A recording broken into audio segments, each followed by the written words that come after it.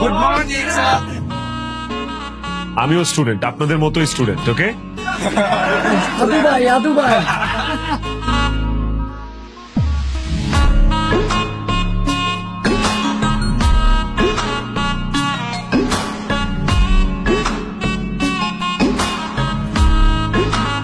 ফ্যাকাল্টিতে একটা ম্যাডাম আছে, দেখতে এত সুন্দর।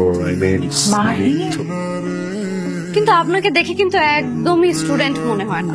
আপনাকেও কোনো অ্যাঙ্গেল থেকে দেখলে ম্যাডাম মনে হয় না। আপনি ক্লাস থেকে বের হন। ম্যাডাম আসলেই আপনাকে ম্যাডাম মনে হয় না। বের হন ক্লাস থেকে।